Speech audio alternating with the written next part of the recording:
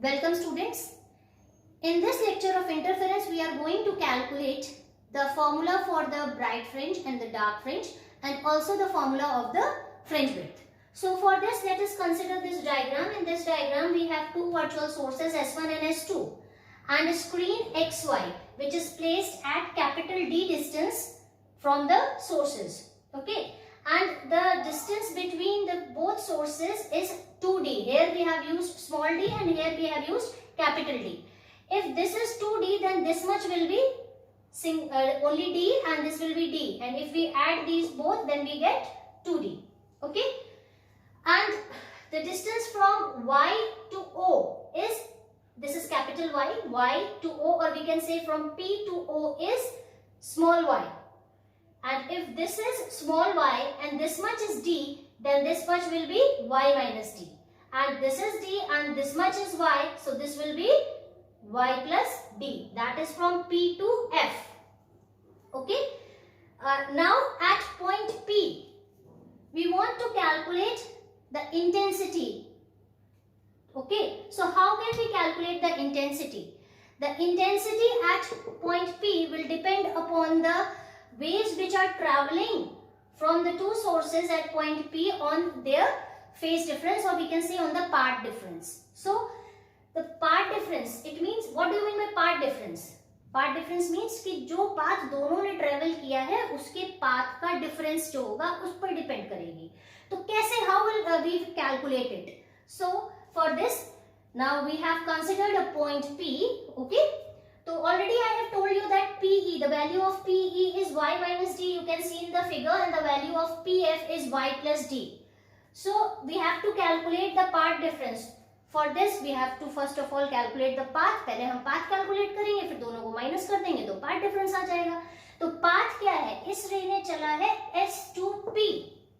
So S2P calculate हम कैसे कर सकते हैं? आप देख रहे हैं कि this is a right angle triangle, this is a right angle triangle.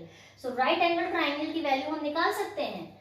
That is from Pythagoras theorem, S2P square किसके बराबर हो जाएगा? PF square plus S2F square के.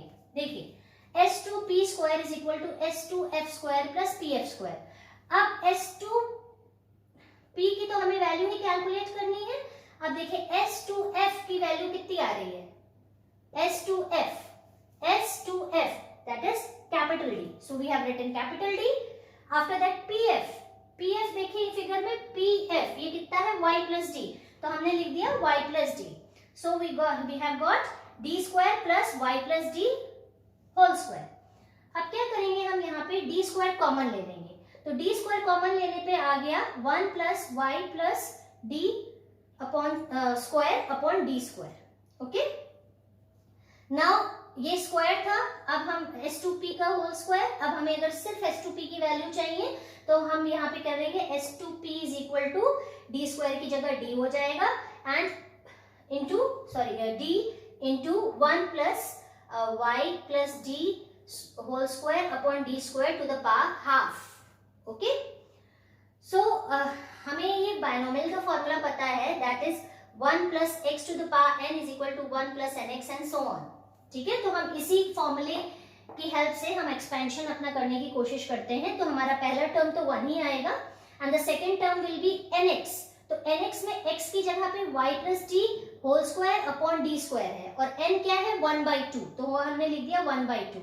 अब इसके बाद वाला जो टर्म होगा उसके लिए क्या करते हैं, हम उनको इग्नोर कर देते हैं. क्यों इग्नोर कर देते हैं? क्योंकि इस d की वैल्यू जो है, कैपिटल D की वैल्यू स्मॉल d से और साथ ही साथ y से बहुत बड़ी होती है, जिसकी वजह से हमारे आगे की वैल्यूज जो आती हैं, आगे के टर्म्स जो आते हैं वो बहुत ही छोटे हो जाते हैं, जिनको हम निग्लेक्ट कर सकते हैं. तो यहाँ पे हम सिर्फ फर्स्ट टर्म को कंसिडर करते हैं अपने एक्सपेंशन में. ओके. सो अब हमने क्या किया है, d को फिर से हम ब्रैकेट के अंदर ले गए हैं. तो S2P की वैल्यू आ गई d plus y plus d whole square upon 2d. ये हमारी हो गई इक्वेशन नंबर 1. इसी तरह सिमिलर प्रोसेस से आप राइट एंगल ट्राइंगल कंसिडर करके S1P की वैल्यू निकाल सकते हैं, जो कि आएगी d plus y minus D whole square upon 2d. ये हो गई हमारी इक्वेशन नंबर 2. अब पार्ट डिफरेंस के लिए हम क्या करें, हमें दोनों पार्ट्स पता चल गए हैं, हम इनको माइनस कर देंगे. चलिए अब हम इनको माइनस करते हैं। सो स्टूडेंट्स, पार्ट डिफरेंस निकालने के लिए हम क्या करते हैं, दोनों पाथ को माइनस कर देते हैं। तो s2p माइनस s1p, s2p की वैल्यू अभी हमने निकाली थी इक्वेशन नंबर 1 में, जो थी d plus Y plus D whole square upon 2d, और s1p की वैल्यू निकाली थी इक्वेशन नंबर 2, उसको दिया था d plus Y minus D whole square upon 2d। दोनों को जब हम माइनस कर देंगे तो यहाँ पे d और d कैंसिल आउट हो जाएगा, ठीक है, क्योंकि ये जब ब्रैकेट ओपन होगा तो ये माइनस हो जाएगा, d and d will be cancel out, और हमारे पास बचेगा क्या, दिस ये वाला term y plus D whole square upon 2d, और ये वाला टर्म भी माइनस में, that is y minus D whole square upon 2d। अब हम इसको क्या करते हैं, यहाँ 2d को एलसीएम ले लेते हैं और y plus D whole square को ओपन करते हैं, तो ये हो जाएगा y square plus D square plus 2yd, और इसको ओपन करेंगे तो ये भी हो जाएगा y square plus D square minus 2yd।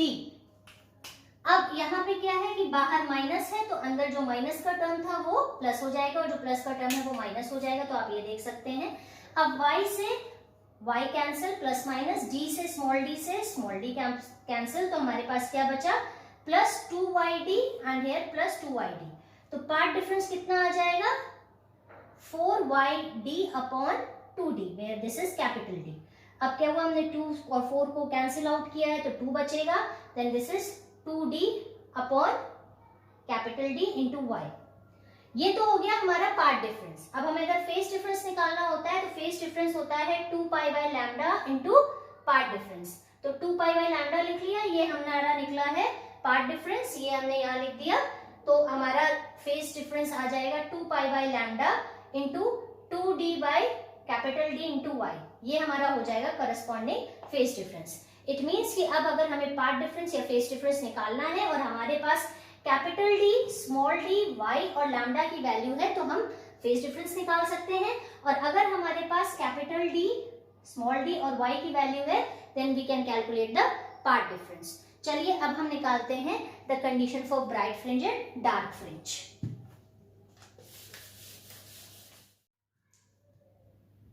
सो स्टूडेंट्स, हम लोगों ने अभी फेस डिफरेंस और पार्ट डिफरेंस कैलकुलेट किया है, अब हम लोग bright fringe and dark fringe calculate करेंगे।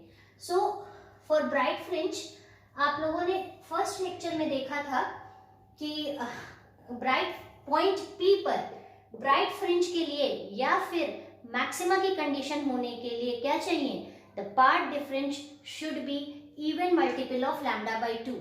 ये हम लोगों ने देखा था इन फर्स्ट लेक्चर। अगर आप लोगों ने वो देखा है तो ठीक है, नहीं तो आप इसको पॉज करके पहले उसको देख लें, तो फिर यहाँ पे चीजें आगे और क्लियर होंगी। तो part difference should be even multiple of lambda by 2, ठीक है। और साथ ही साथ अभी अभी हम लोगों ने कैलकुलेट किया है कि यहाँ पे हमारा पार्ट डिफरेंस कितना आ रहा है, 2d upon d into Y. तो दोनों के आप देख रहे हैं इक्वेशंस के LHS बराबर हैं तो RHS भी बराबर हो जाएंगे, इसलिए हम दोनों इक्वेशंस को इक्वेट कर सकते हैं। तो हमने दोनों इक्वेशंस इक्वेट कर दी, that is 2dy upon capital D is equal to 2n lambda upon 2। अब हम क्या करेंगे, क्रॉस मल्टीप्लाई करके y को LHS में रोक लेंगे और बाकी टर्म्स को RHS में ले जाएंगे, तो सिंपली ये आ जाएगा y is equal to d upon 2d n lambda, ठीक है। अब अगर हमारे पास एक्सपेरिमेंटल वैल्यूज हैं, that is of capital D, that is the distance between this source and the screen, this small d या फिर 2d which is the distance between the two virtual sources, and lambda जो कि यहाँ पे source use हुआ है, तो फिर हम y की डिस्टेंस को कैलकुलेट कर सकते हैं, ठीक है। तो ये हो गई हमारी y के लिए या फिर ब्राइट फ्रिंज के लिए y। और क्योंकि हम ये n है तो अगर आप n की वैल्यू 1 रखेंगे तो फर्स्ट ब्राइट फ्रिंज मिलेगी, 2 रखेंगे तो सेकंड ब्राइट फ्रिंज मिलेगी। तो इसको हम जनरलाइज करने के लिए yn लिख सकते हैं, जो कि हो जाएगा d upon 2d into n lambda, where n is equal to 0, 1, 2, 3 and so on, and this is the condition for the bright fringe. इसी तरह हम डार्क फ्रिंज में की देख सकते हैं। डार्क फ्रिंज के लिए हमारा पार्ट डिफरेंस हम लोगों ने देखा था फर्स्ट लेक्चर में कि पॉइंट P पर डार्क फ्रिंज के लिए या फिर पॉइंट ऑफ मिनिमा अकर करे, इसके लिए क्या होना चाहिए, path difference should be equal to odd multiple of lambda by 2। It means delta is equal to 2n minus 1 lambda by 2, और अभी हमने कैलकुलेट किया है delta is equal to 2d upon D into Y. फिर से हम दोनों equations को इक्वेट कर सकते हैं, तो हमने इक्वेट कर दिया है। फिर y की वैल्यू निकाली है, that is d upon 2d 2n minus 1 lambda by 2। Similarly यहाँ पे ये हो गई for the dark fringe. Okay, this is the value of y for the dark fringe. और अगर हमने n की वैल्यू हम जैसे रखते जाएंगे वैसे हमें अपनी डार्क फ्रिंज मिलती जाएगी। तो जर्नलाइज्ड फॉर्म में करने के लिए हमने क्या कर दिया है, yn कर दिया है। तो this is the condition for dark fringe and the above one is the condition of bright fringe. अब इसके बाद हम लोग कैलकुलेट करने की कोशिश करेंगे fringe width with these two formulas। चलिए अब देखते हैं एक्सप्रेशन फॉर फ्रिंज विड्थ। अब हमें पहले पता होना चाहिए कि फ्रिंज विड्थ क्या होती है। Fringe width is the distance between two consecutive bright fringes और टू कंसेक्यूटिव डार्क फ्रिंजेस। ये आपको याद रखना होगा, that is to consecutive bright fringe और टू कंसेक्यूटिव डार्क फ्रिंज। ठीक है, इसको हम बीटा या ओमेगा से डिनोट करते हैं। तो अभी हमने कैलकुलेट की थी the distance of bright fringe, जो कि आई थी yn is equal to d upon 2d n lambda. अब ये कौन सी ब्राइट फ्रिंज है ये हमें नहीं पता, पर हाँ ये कोई nth फ्रिंज है। और कंसेक्यूटिव मतलब इसके बाद वाली कौन होगी, जो n+1 होगी वो जस्ट इसके बाद वाली होगी। तो हम क्या करते हैं, nth रिंग को लेते हैं और उसको n-1th रिंग से माइनस कर देते हैं, तो हमें डिस्टेंस मिल जाएगी। तो nth+1 रिंग क्या हो जाएगी, yn+1। n की जगह क्या करिए, सिंपली n+1 कर दीजिए।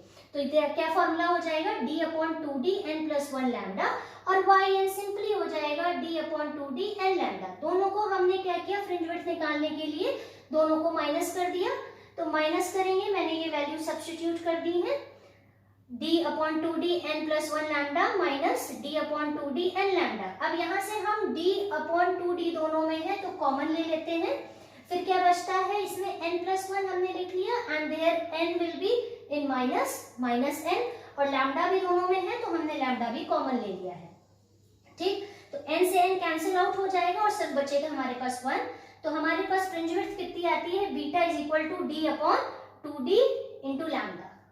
ये हमने कैलकुलेट की है fringe width with the help of bright fringes, यानी कि हमने दो कंसेक्यूटिव ब्राइट फ्रिंजेस के बीच की डिस्टेंस निकाली है। अब हम दो कंसेक्यूटिव डार्क फ्रिंजेस के बीच की डिस्टेंस निकाल के देखते हैं कि वो क्या आती है।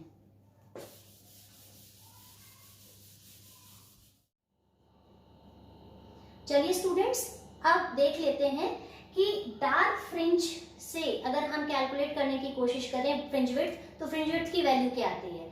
तो यहाँ पे क्या होगा, दो कंसेक्यूटिव डार्क फ्रिंजेस के बीच की जो डिस्टेंस होगी वो क्या हो जाएगी, फ्रिंज विड्थ। तो दो कंसेक्यूटिव डार्क फ्रिंज कौन सी हो जाएंगी, एक डिस्टेंस हो जाएगी yn और एक हो जाएगी yn+1। ठीक है, तो हमारे पास yn का फॉर्मूला था, that was the distance of the dark nth fringe हो जाएगा d upon 2d 2n-1 lambda by 2। तो nth+1 क्या हो जाएगी, n की जगह हम क्या लिखते हैं, n+1। तो yn+1 हो जाएगा d upon 2d 2n+1 minus 1 lambda by 2। अब आप इसमें ओपन करेंगे ब्रैकेट तो ये होगा 2n+2, तो हमने ये क्या ब्रैकेट को ओपन किया, बाकी चीजें तो कॉमन है, बाहर हो गई। 2n+2 माइनस 1, 2 माइनस 1 इज +2, तो फिर आ जाएगा d upon 2d 2n+1 lambda by 2। ये है distance of n+1th dark fringe और ये है distance of nth dark fringe. दोनों को फ्रिंज विड्थ निकालने के लिए क्या करेंगे, माइनस कर देंगे। तो यहाँ हमने वैल्यू लिख ली है yn+1th रिंग की और येynth रिंग की है। दोनों में हमने क्या किया, d बाई 2d कॉमन ले लिया है। देन ब्रैकेट में 2n+1, ये 2n+1 है और ये हो जाएगा 2n+1। इसको लेंगे तो माइनस साइन की वजह से इसके साइन उल्टे हो जाएंगे, तो 2n+1 हो जाएगा लैम्डा बाई 2। तो आप देख सकते हैं 2n से 2n कैंसिल और 1+1 2 हो जाएगा। ये जो 2 आएगा उससे ये वाला 2 कैंसिल हो जाएगा।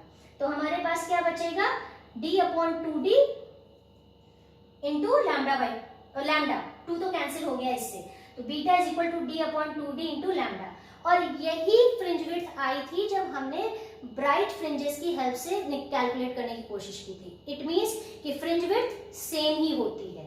अब चलिए हम इससे कंक्लूजन निकाल सकते हैं कि फ्रिंज विड्थ डिपेंड किस पे करती है। सबसे पहले फ्रिंज विड्थ जो होती है वो डायरेक्टली प्रोपोर्शनल होती है to the capital D. Capital D क्या है? It is the distance between the screen and the source. ठीक, जितना ज्यादा आप बढ़ाते जाएंगे डी की वैल्यू, फ्रिंज विड्थ बढ़ती जाएगी, पर हाँ एक मैक्सिमम लिमिट होती है जिसके आगे नहीं बढ़ा दे सकते हैं। ठीक है, it is also directly proportional to lambda. Lambda जो हमारा लाइट सोर्स यूज हुआ है उसकी वेवलेंथ के भी डायरेक्टली प्रोपोर्शनल होगा। वेवलेंथ जितनी ज्यादा होगी फ्रिंज विड्थ उतनी ज्यादा होगी। और it is inversely proportional to 2d and 2d is the distance between the two virtual sources. Virtual sources के बीच में डिस्टेंस जितनी ज्यादा होगी फ्रिंज विड्थ उतनी कम होगी। चलिए अब हम लास्ट में देख लेते हैं what are the condition of sustained interference.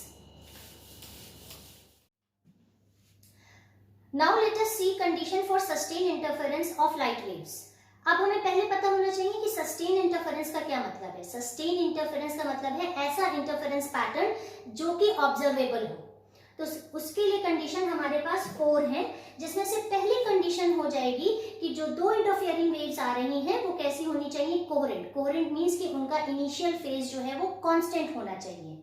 अगर वो कांस्टेंट नहीं है तो टाइम के साथ उनकी इंटेंसिटी जो होगी वो वेरी होगी।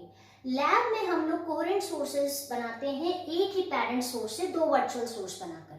हाँ, लेजर से हम लोग दो लेजर यूज करके हम लोग कोहेरेंट सोर्सेस भी बना सकते हैं, पर ये नॉर्मल सोर्सेस के साथ ऐसा नहीं हो सकता है। सेकेंड कंडीशन यहाँ पे है कि इनके एम्पलीट्यूड्स जो है वो इक्वल होने चाहिए या फिर नियरली इक्वल होना चाहिए।